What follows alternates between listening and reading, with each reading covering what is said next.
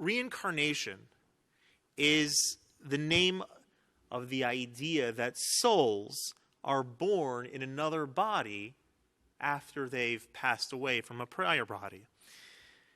It's believed in a variety of ancient cultures. It was a belief that was held by ancient Greeks, including the philosophers Pythagoras, Socrates, Plato.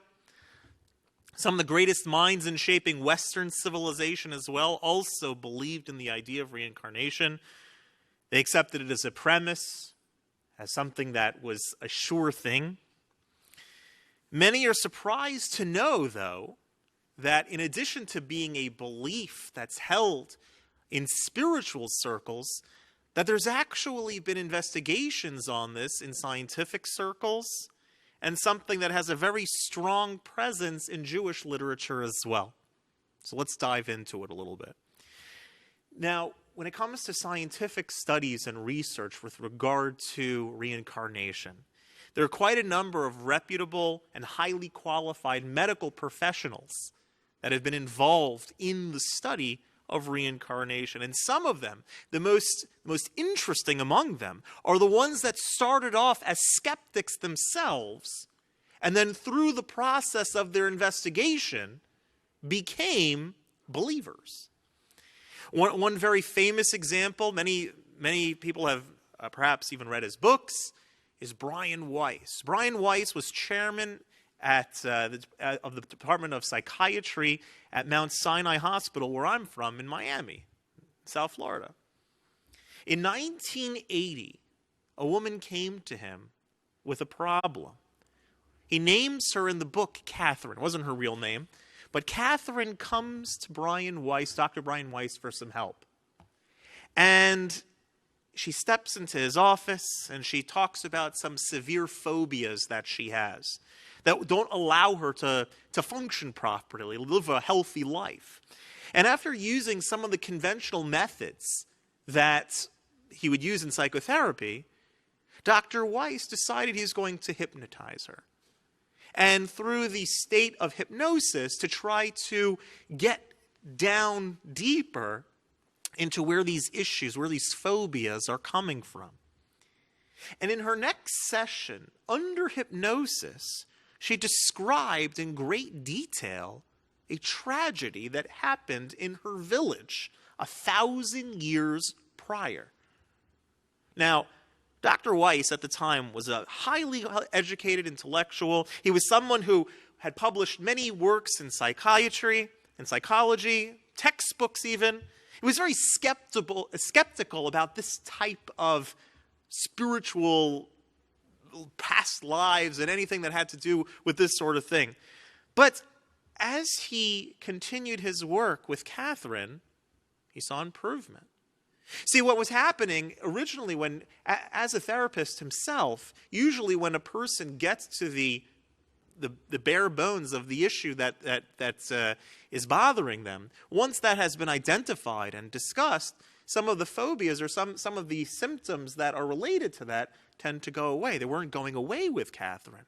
But once she mentioned about this tragedy in her village from 1,000 years ago, some of the symptoms, some of the phobias that she was having began to be alleviated. And so Brian Weiss was very intrigued. He was very skeptical about the whole thing, but he was intrigued. He was especially intrigued with her tremendous attention to detail.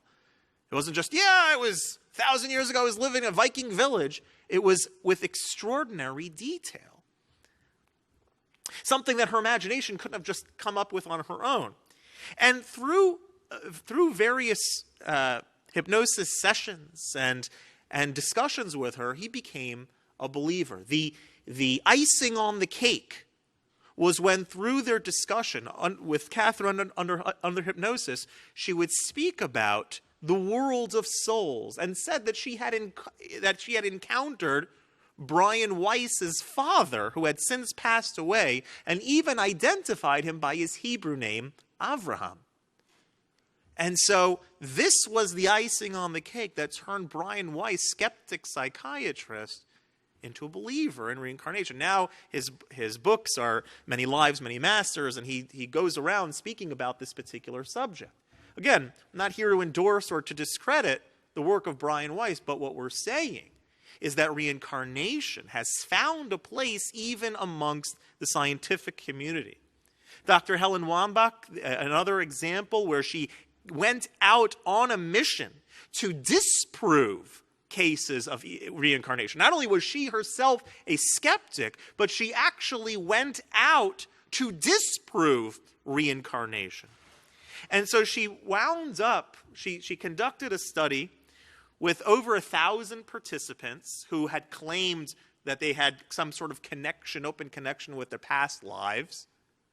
And in her discussions, she was able to find in the vast, vast majority confirmation for the stories that she was being told about the historical era, about the clothing, about the footwear even, that these people claimed to had once lived in. And so through all of her discussions and journaling about what was going on, she came to realize that there's much more to this than she initially gave credence to. So again, she started not only as a skeptic herself, but was seeking to disprove that reincarnation is not a thing, or certainly not a thing that can be proven. Another interesting example we find is Dr. Ian Stevenson, who has a particular interest in the study when it comes to children. He was the department head of psychiatric medicine at the University of Virginia, and he spent 40 years going through 3,000 cases of children who claimed to had past lives or to remember aspects of their past lives. And astoundingly, in over 40 of Dr. Stevenson's cases, not only were there recollections of a prior life, but there were physical examples on the person in this particular life. So if the child claimed that they, in a prior life, were injured or murdered, there would be a scar on the child in this life. And so Dr. Stevenson has written tremendous amounts, and always when research in this particular area is done with children, it's more interesting because children don't hold back, and they also is less likelihood in them trying to have any making anything up. And so Dr. Stevenson was known as a very careful, methodical, conservative sort of researcher, not trying to be trying to make a popular opinion about anything. But he writes extensively that there's something to this. There's something to these claims. It's not just made up stuff. So again, throughout the scientific community, we've found that this is something that is at least worthy of investigation. It's intriguing. There's something to it. One of the most wonderful and amazing examples that happened very recently, relatively, everything's relative, right? There was a little boy named James Leninger, who in the year 2000 was 2 years old. And this is a very chilling story of reincarnation. He was living in Louisiana at the time with his parents, Bruce and Andrea. And James, from the time that he was 2 years old, he would start having these recurring nightmares. Every night he would dream, and his parents would hear from the other room. They'd come rushing in the room, and they'd see James still asleep, but kicking in the air and screaming, "Plane down, little man can't get out." And his parents were beginning to wonder, what's this all about? And so when they talked to him, and as he got older and was able to express himself more, they found that this James, little James Leninger, had some sort of connection with another James who had lived in World War II, who was killed in World War II. So when they would ask little James questions about what was going on in his dreams, what was going on, what the connection was, he would say things like, well, who shot you down, James? And he would say, the Japanese. Well, how do you know it was the Japanese? Because you can tell by the flag on the back of their plane. So there were little details that little James Leninger was able to start describing when he was 4 years old, 5 years old, that were just not able to be duplicated. The family also were very conservative Christians and didn't believe in reincarnation. They didn't have television. So there were very limited areas of where he would have gotten this influence from as well. James Leninger would sit in his car seat, and he would strap himself in as if he was getting ready for a takeoff. When his parents got him a birthday gift of a little airplane, he said, "Oh, look at," the parents would say, "Oh, look at the little bomb underneath." And so little James Leninger would say, "That's not a bomb, Mom, that's a dwap tank," knowing exact details. And they brought him to a World War II museum, which is in Louisiana, in New Orleans. And he would look around on the planes, examining it in the same way that a World War II pilot would examine his planes. So the father was very, very skeptical about this kind of stuff. Wasn't so fast to just say, "Wow, reincarnation." He was very, very hesitant. And so he started doing some research. And he brought his son, James, to a researcher who has been known to be very cautious in her stipulations about these types of things. Her name is Carol Bowman, and she vouched for the authenticity of what he was saying. So James's father took it a step further. He started Googling around the internet, and he found that the James that little James claimed to be a reincarnation of, that platoon, he found out what platoon he used to be a part of in the Second World War, and found that every year during the summer or whatever it was, they would have a reunion. Anyone who was still living from that particular platoon would get together for a reunion. And so the father thought, you know what? I'm going to bring my little James there and just see what goes on, see what happens. And so when little James is brought to this reunion, he starts identifying the people that are there. So that's Brian Greenblatt. I could tell by his voice. And he started identifying the people that were walking into the room. There was another incident where they found out that that little James was connected with in the Second World War had a sister that was still living. Her name was Anne. And the father decided, you know what, why don't I find out her information, get them talking on the phone, see if there's anything that comes out from that. And when they got to talking on the phone, Anne had sent little James a bunch of pictures, old pictures from growing up. James knew all about who was in the pictures and everything like that. And then he called, when they talked on the phone, little James calls her Annie. And Anne said that the only person in her entire life that called her Annie and not Anne was her brother James, who had passed away in the Second World War, Battle of Iwo Jima. And so I'm not here to endorse or discredit any of these stories or the accounts. But what we're saying is that the concept that life is not just where we are in the here and now, that is something that we could have been here before and there's possibility that we might come back again, is something that even in mainstream society, among very highly credentialed mainstream researchers, are also considering. There's more to life than meets the eye. It's a fascinating idea. So what about Judaism? Where does Jewish thought fit into all of this? Jewish thought sees the soul as an immortal continuum.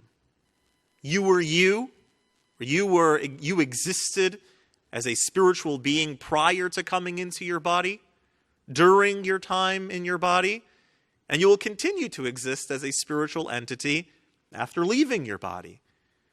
We tend to think of ourselves as human beings that are having a spiritual experience, and the opposite is true. We are spiritual creatures, essentially spiritual beings that temporarily, right now, are having a human experience. But the soul, the story of the soul, and the story of you begins before your birth date and ends long after the day of your death. So the word Gilgul in our tradition is similar to the word circle in Hebrew. And implies a continuous circle, a continuous cycle of the soul. Truth be told, the concept of the cycle of life, of nature, you find it all over the place in creation.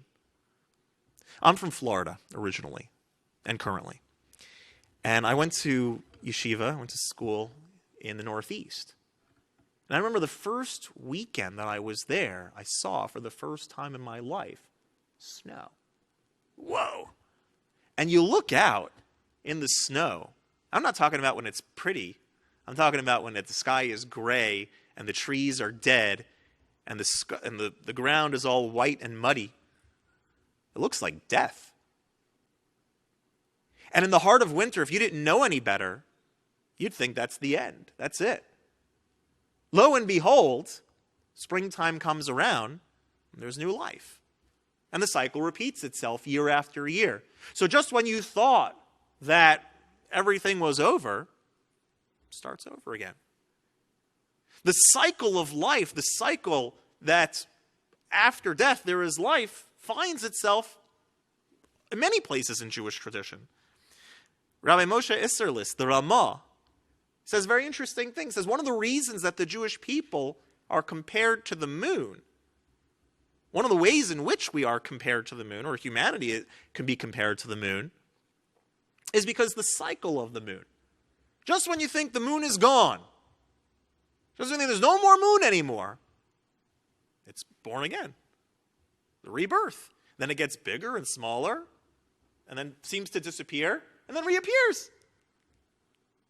And so this cycle of life and disappearance is something embedded in our lives. The cells of the human body are constantly dying and replenishing themselves.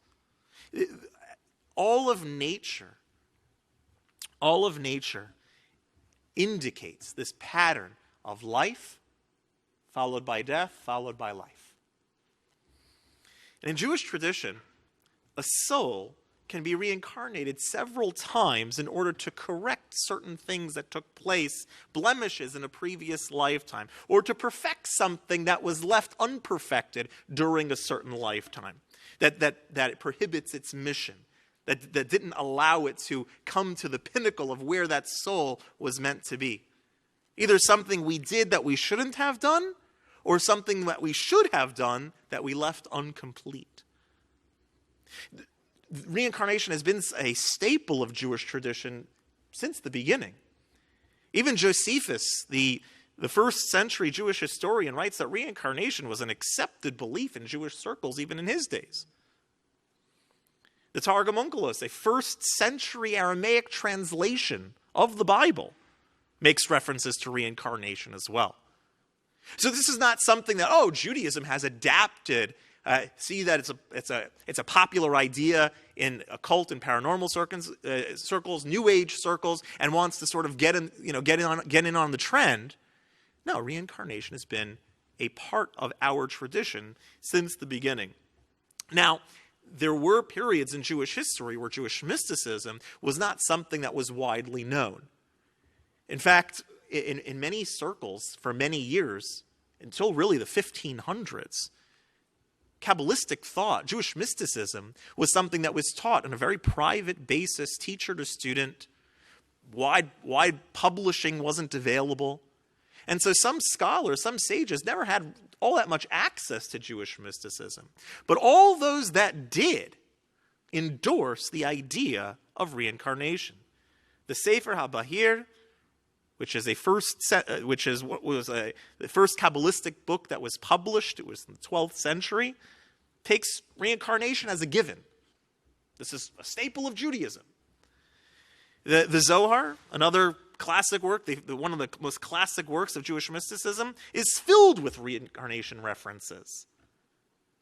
On the verse from the Torah, when the Torah says that visiting the iniquities of the fathers unto the sons, the Zohar says that this refers to the soul that reincarnates several times and experiences it not only in one lifetime, but in a different lifetime to achieve its rectification. So there are many instances in the Bible text itself where Jewish mysticism alludes and says this is talking about reincarnation. Adam and Eve give birth to Cain and Abel. Abel is killed by Cain. And then the Torah says about their next son, Seth, Shase, that Seth was born instead of Abel, whom Cain slew.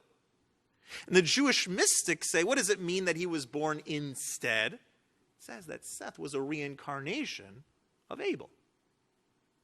There are various instances throughout the Tanakh, throughout the Jewish Bible, that reincarnation is woven into, is displayed in, if you have the right glasses on.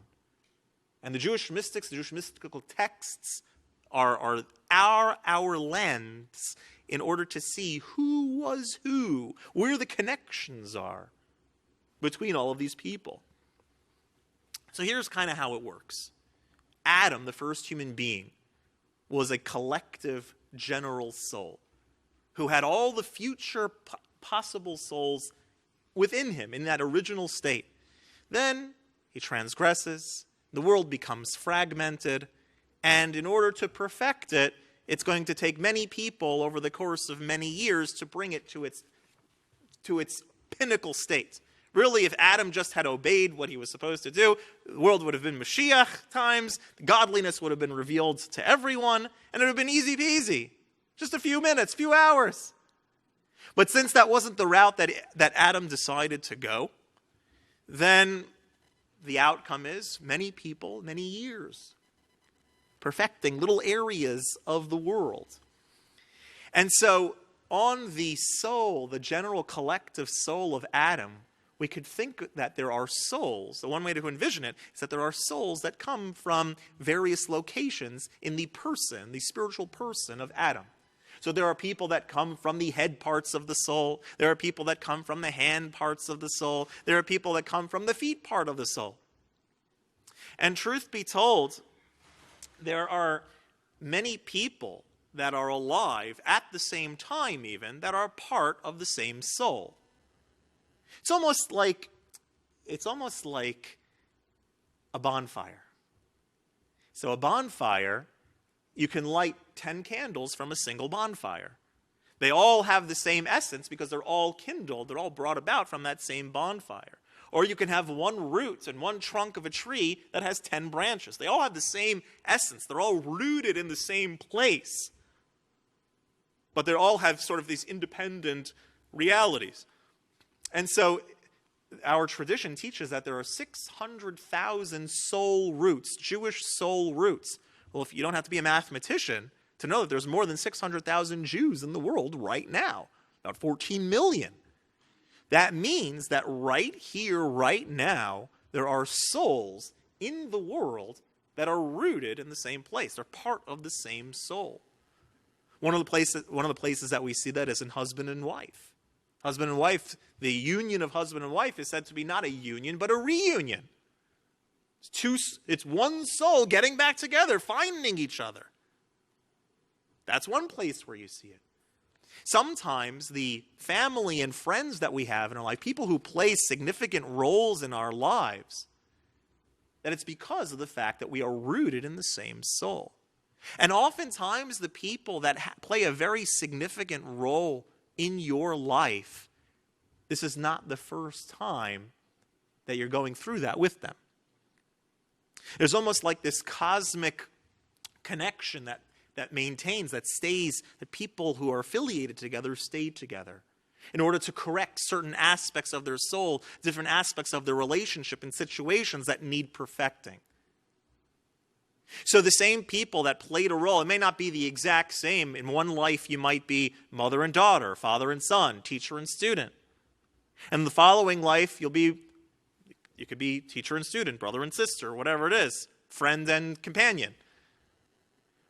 So the dynamics change, but those soul roots interacting with each other is what brings about their perfection. So reincarnation is considered to be, on the one hand, it's a corrective measure.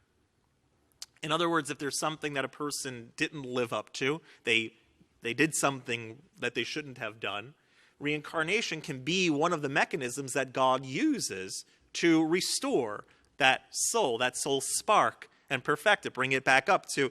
There are various things that happen to a person when a person passes away.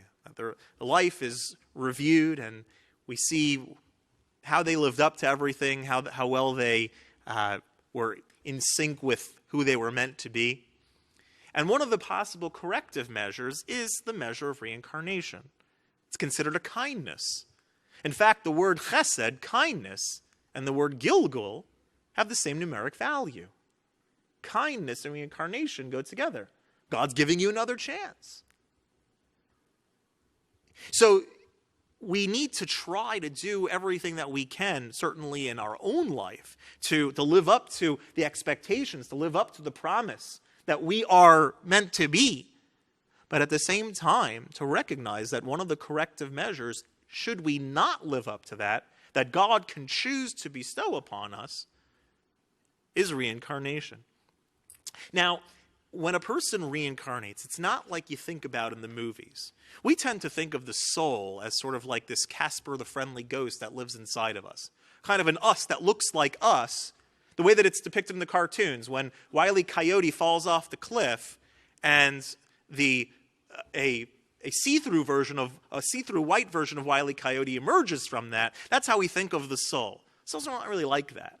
Soul's much more like a spark that we say is connected with one bonfire. And so when a person passes, all of the elements of themselves that were perfected, that they did live up to in the proper way, those are rewarded and experience the spiritual bliss that they needed to, that they are deserving of. And if there's any aspect of the person's personality, any aspect of that spiritual source inside of us that needs correction, well, that part of them, that aspect of their soul, can be incarnated with a completely new existence, a completely new perspective on things, a completely new identity, a completely new consciousness. And so in our tradition, those who have passed don't really have, each individual incarnation doesn't really have a direct connection with who you are or were in a previous life. There's no mitzvah to go find out who you were in a previous life. And in fact, that's something that is oftentimes discouraged by our sages. Why? Because if you found out that someone did something to you in a prior life, wouldn't you be upset about that? Like, oh, you're the reason I was dead. You're the reason I died. And so to find out about ourselves in prior lives is not something that is something that's really an encouraged thing to do. In fact, there's a debate amongst our sages whether that's something that's even possible to do. Whether God has sort of hidden that towards only to the particularly righteous individuals.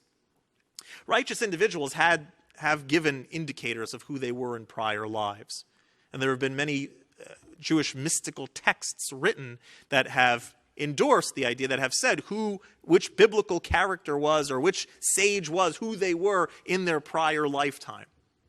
But it's not something that the average person should go out and explore, to try to go get hypnotized or to go to Brian Weiss conference and try to see who you were in the past life. That shouldn't be at the forefront of our minds.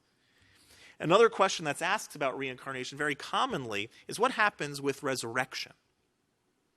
One of the fundamental features of our faith is we believe that when Mashiach comes, that during that time period in the Messianic era, that every person who has ever lived will resurrect. That those souls who have passed away will once again be reunited with the bodies that they once inhabited. So you think to yourself, well, if I've been many people throughout the generations, which one of me comes back? And the answer is, And it's a debate in the Zohar, but the answer is all of them. Because each soul, again, it's not like Wile E. Coyote in the cartoons. It's one aspect of yourself that needs correction is incarnated into a new individual with its own new consciousness, its own new identity. It happened to come from the same root. It came from the same spark, came from the same soul, but it's its own entity. So you, as you are now, are one entity, and you have your own consciousness, and you will process and receive the reward for all of your deeds at the end of your individual life. But there may be some aspects of you that get their own identity. They get their own. Think about it like donating an organ. And if a person did donate an organ, if you gave your kidney, so fine, it came from you. There is an aspect of your life now enlivening somebody else. But that doesn't mean that you are living inside of them. You are providing life. So if you think about that in sort of spiritual terms, with a full consciousness, that is sort of the idea of reincarnation and how it works. It's not ghostly you goes now and inhabits a different ghostly body. It's an aspect of yourself that needs correction, is granted a new identity in order to uplift the totality of that soul. Okay, so I would like to open it up to questions, but to just conclude with an idea.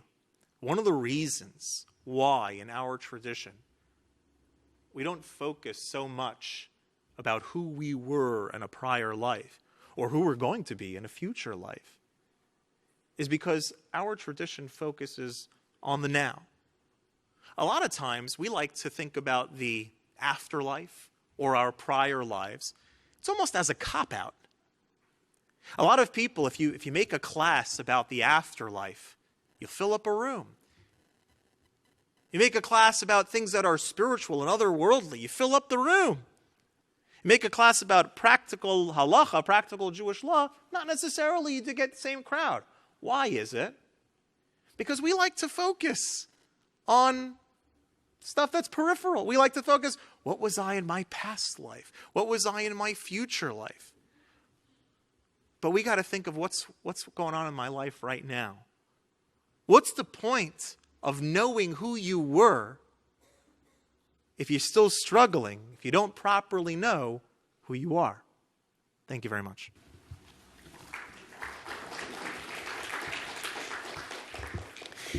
If there are any questions about this particular topic, the door is open. I know this is kind of funny, but when Moshiach comes, you get reincarnate, you get Tchias HaMeisim. Yeah, so do you go with your first husband or your second husband or whatever husband you happen to be married to at that time? It's not funny. I was First. really...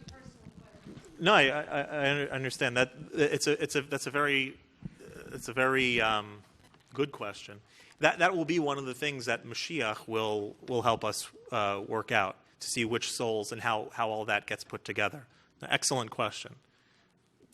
Because the truth is that we like to think about it in our lives, and it's much more romantic sounding, especially when a person gets married, their first time married. You say, like, I found the one, right? My soulmate. We use these terms, and it's nice terms, and it sounds very romantic, but the truth of the matter is there are multiple people that might be fitting for one individual.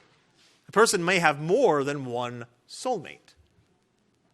And so when a person loses their husband, or there's a divorce, or whatever the case may be, and you get married a second time, it's not like, well, this is like the second, this is not my real soulmate, this is just sort of some, no. It doesn't work like that. There could be multiple people that a person is fitting towards. So Mashiach will help you. I guarantee you Mashiach will help you when that time comes. And I don't mean that in a funny way. I mean that in a very real way. Yeah. Along those lines, since we've all been reincarnated, so who comes back? All of our reincarnate, Right. That was one of the things that we kind of touched upon, was that each time you come back, it's like a spark coming back with its own consciousness.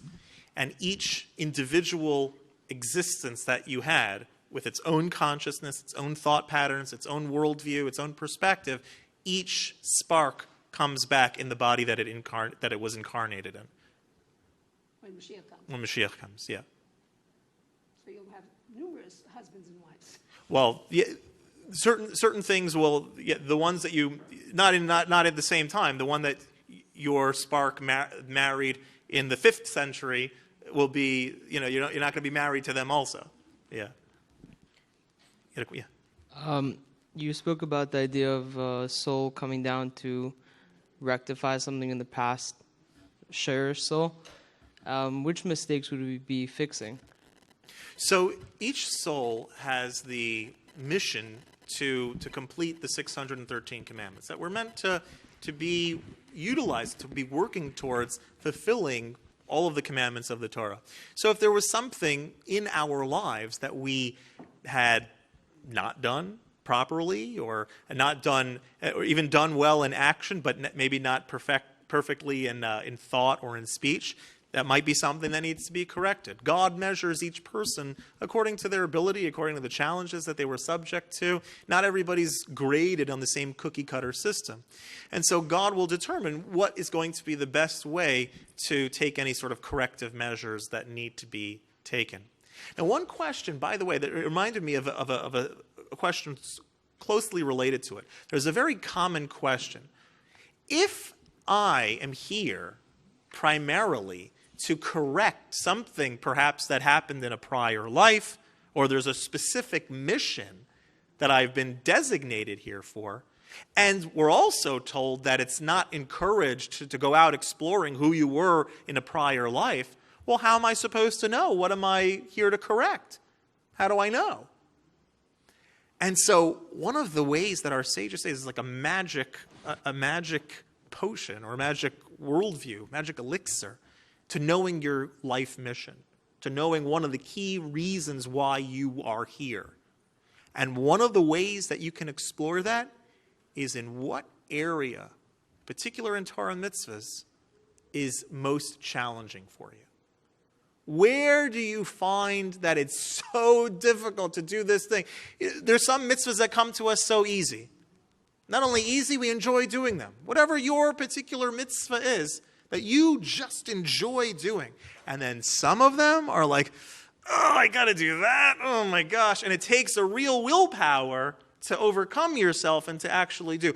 In those mitzvahs, in those where there's the challenge, in those where there's the friction inside of yourself that has to determine, am I going to really do this or am I not going to do this? And how am I going to do this? Am I going to put any effort into this? Whatever it is, that may very well be the exact reason behind your mission in this world. The area that you focus on most.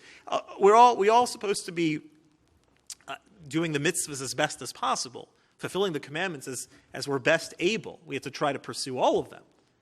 But there are some that are particularly hard, and that might be an area of particular focus. If every time you take out your wallet to give tzedakah and George Washington's like, ugh, because naturally you're more of a stingy person, that might be an area to work on. That might be, it's so hard, but that itself might be very linked to your mission here.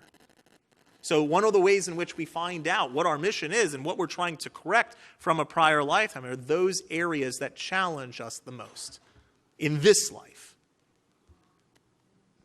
Yes. Just wanted to get your opinion.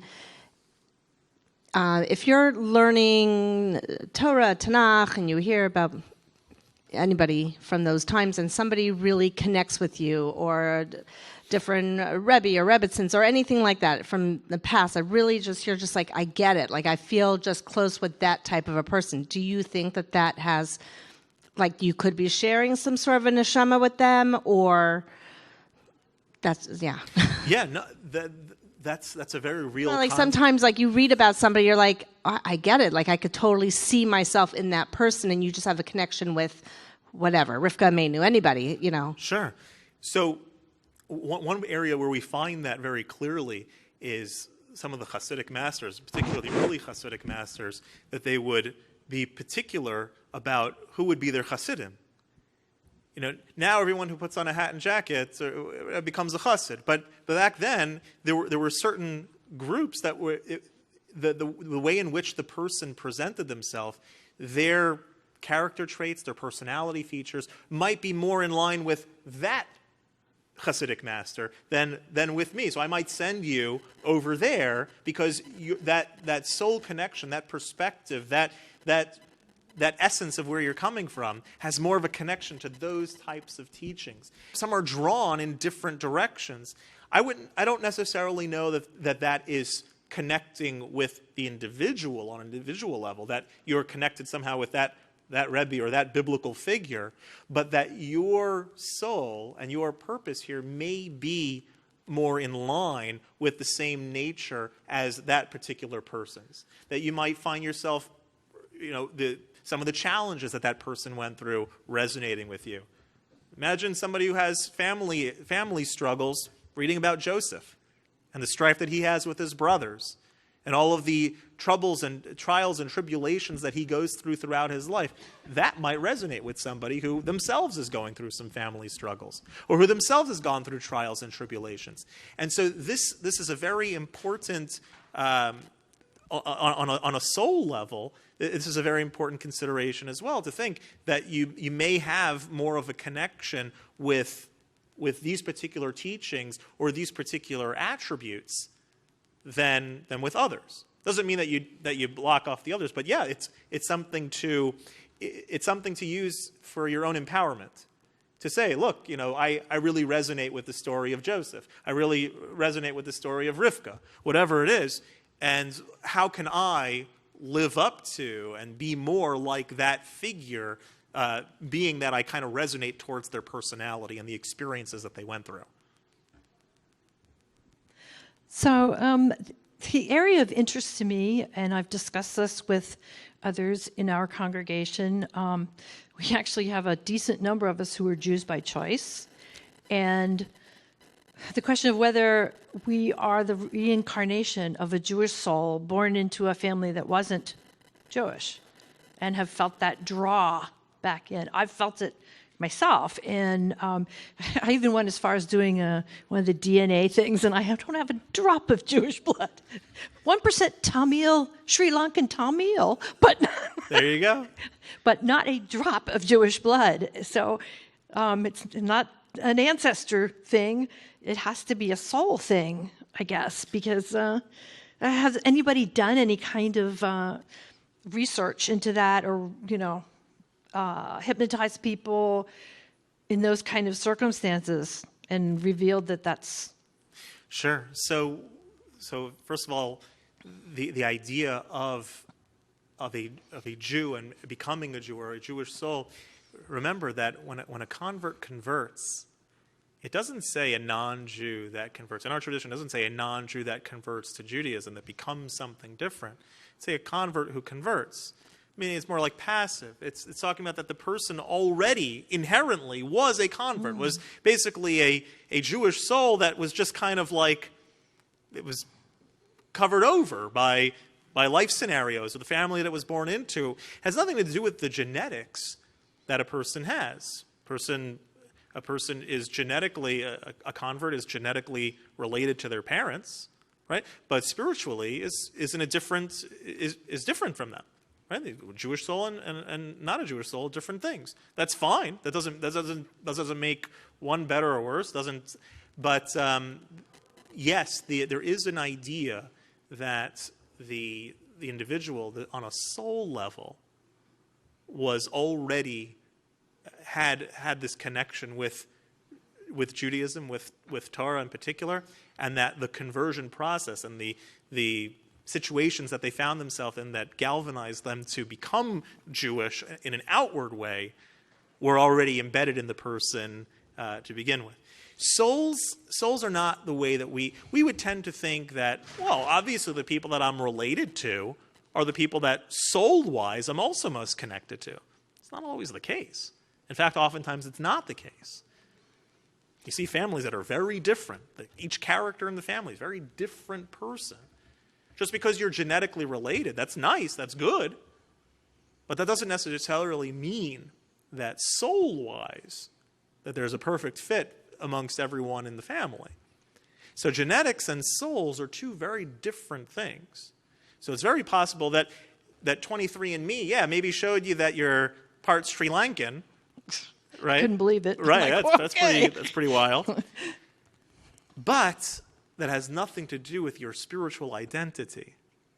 And that is, when we talk about souls, when we talk about reincarnation, that's the focus of where we are. There's no way to trace that, per se.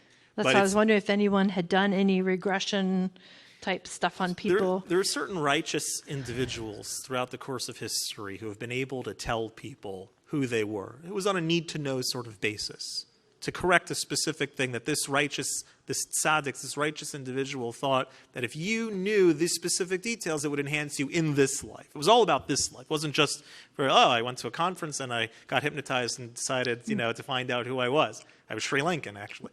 But the idea is that they would tell the people only to correct something that was going on in this world.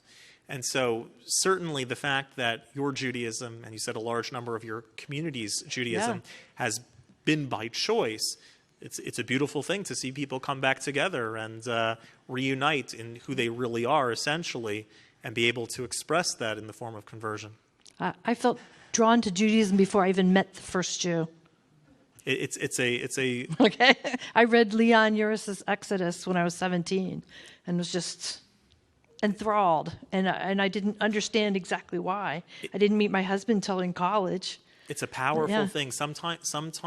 Oftentimes, with people who actually do complete the conversion process, you ask them, well, what was it that got you going? They say, I just kind of felt it all along. It was never. It wasn't. I didn't hear an inspiring lecture. I didn't attend some Jewish conference or whatnot. Those things don't hurt, but it was something I always felt deep inside of me. That's a soul thing, and that's one of the values of being a convert, is you get to see it in real life. That soul that was inside of you be able to express itself now in full fruition. Hi, thank you so much. Sure. First, I have two questions. The first is, what happens when we have completed our mission? The soul has, all the different parts of the soul have completed.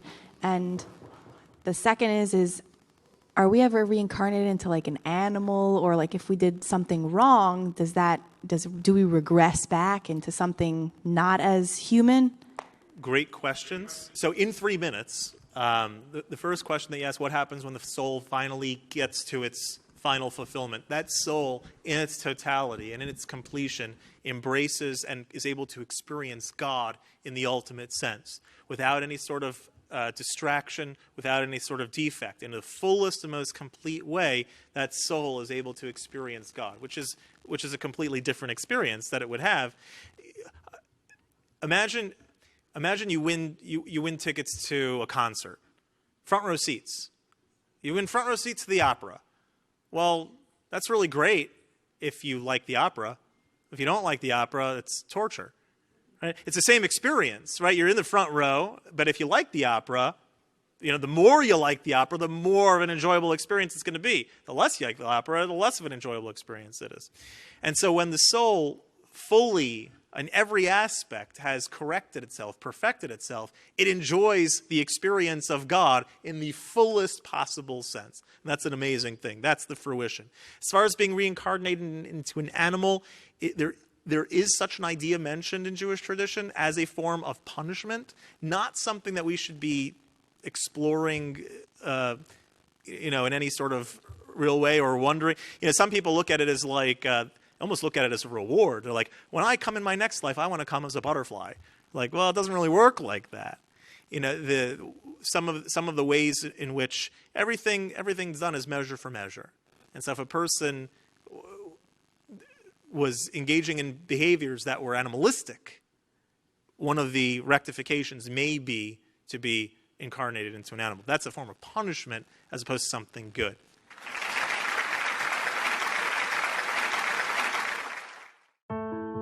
Click subscribe to see more exclusive content for the most sought-after Jewish speakers, teachers, and thinkers.